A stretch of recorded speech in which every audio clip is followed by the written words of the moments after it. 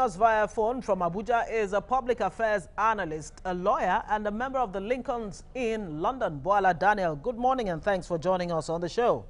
Good morning. I'm pleased to be with you. Yes, indeed. Well, the recall of Melaye was supposed to be, at least in the mind of so many people, to be the beginning of the end of Dino Melaye's political career. But alas, he has won this one. So many people are saying Dino wins round one.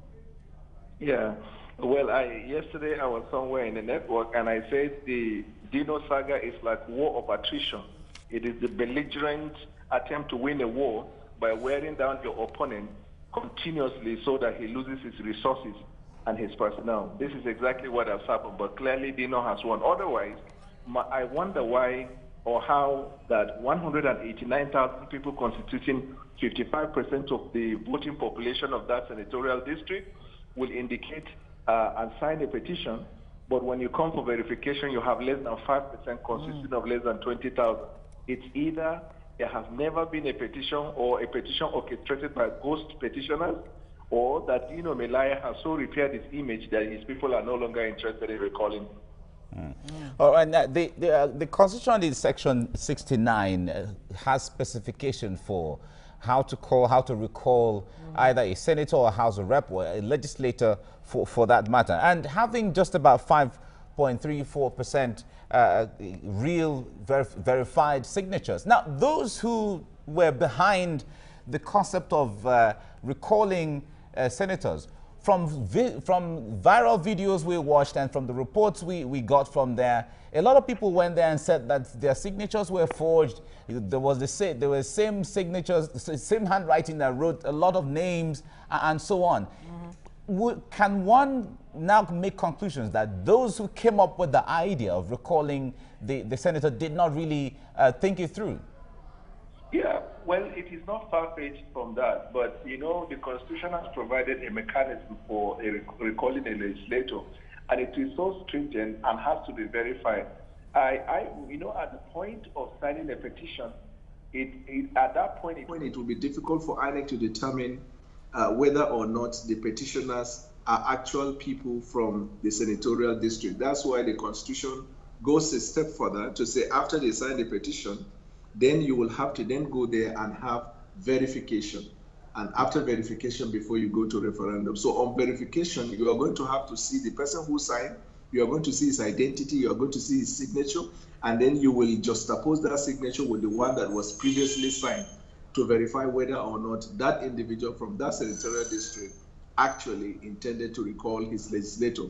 And I believe a lot of people hold the view that the reason why that fell through and could not succeed is because either at the time people just signed them. You remember that Dino Melaye had complained immediately after the signed petition was submitted to INEC headquarters. He said some individuals somewhere sad and then we're just signing signatures across names. So what has happened now may have confirmed is either now those purported names and signatures that were written there never existed. So on this day, nobody showed up to verify that.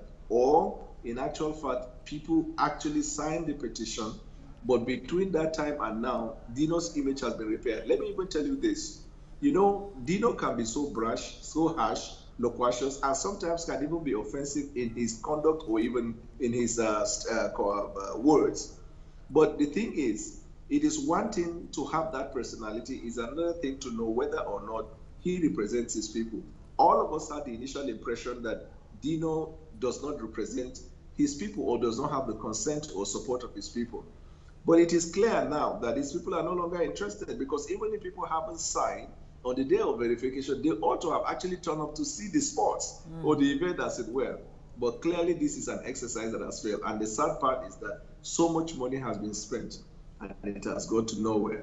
Unfortunately. Now, what would you say about the neutrality that is expected on the part of the institutions like the INEC and, of course, the police, especially with the handling of Senator Dino Melaye, leading to the events of the recall that has now failed? Right. I believe that INEC so far has done its constitutional duty and was professional throughout the process. But for the police, I can't vouch the same thing because you recall it was the same police who declared him wanted, and Dino was seen all over the country. He could travel to a place surrounded or protected by police. He goes to the National Assemblies every day for plenary sessions. He attends events. You will still see the police people. So then you begin to wonder, the Nigerian police declared him wanted, and Dino Melaya is protected by police to move about. Then at other times, they would say something, and then you see in action, they do a different thing. So that's why people hold the belief that it is very easy for police to be masterminded, orchestrated, or influenced or used by people. Like it is widely believed that this police is being influenced by the governor of that state to humiliate Dino in the first place. I cannot, for the life of me, see reason behind a senator of the Federal Republic of Nigeria will be handcuffed on sick bed. Where are we turning to? That is extremely unfair. If you think that Dino is likely going to escape, there are many more professional ways to handle. I'm not saying that a senator is more than every other citizen in the country. But remember, institutions and individuals exist not just to operate, but also as examples. And if children watch television and all they see is that a serving senator who has not been recalled, who has not been convicted, being handcuffed, whether in the sick bed or handcuffed somewhere, I don't think it portends good. And in any case, we have had and we are still having the problem of successful prosecution in Nigeria. Take my words. This, what we are seeing playing out, in a short while, it's going to be given a political undertone, and this case is going to be closed because many people believe that the reason it has gone this way is because they wanted to keep him out of the picture of the recall process. And now that the recall process has suffered, the next thing is that there will be a political solution to his ordeal. Okay, before we go for the news update for the time, we know that several persons who are from the constituents, who are constituents of Dino Melaya said their names and their signatures were forged. And we know that forgery is a criminal offense under the Nigerian law.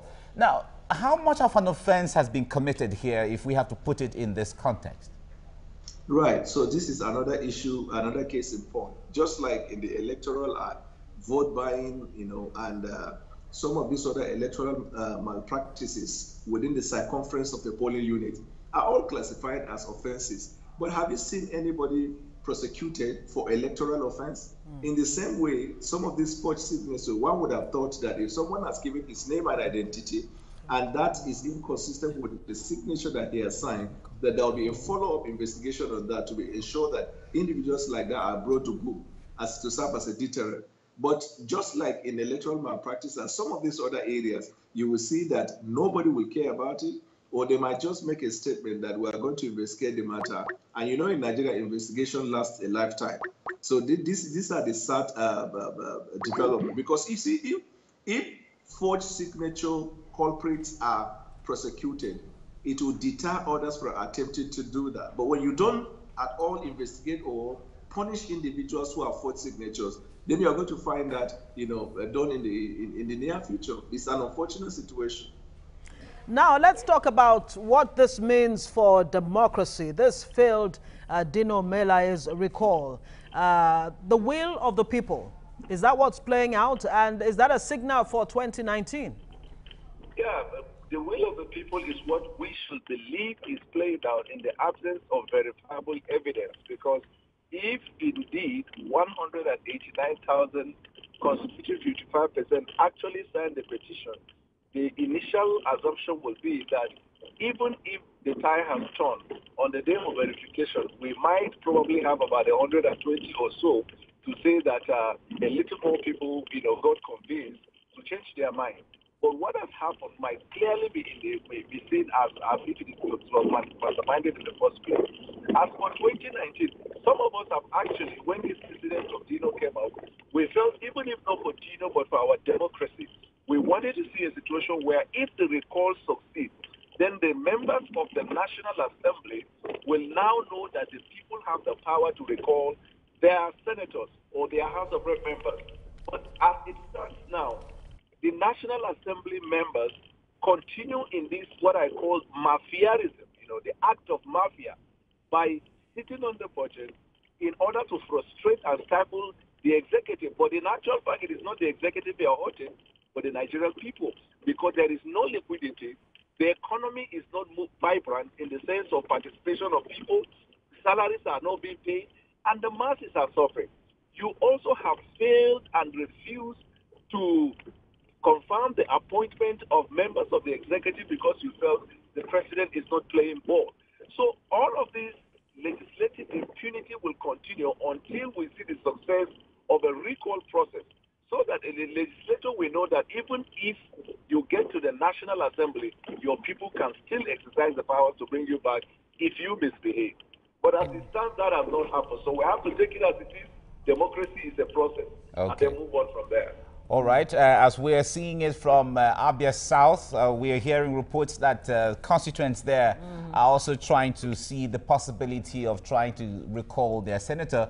However way it goes, the power is to the people. Daniel Boala, thank you so much for joining us on the program this morning. My pleasure as always. Thank you. You.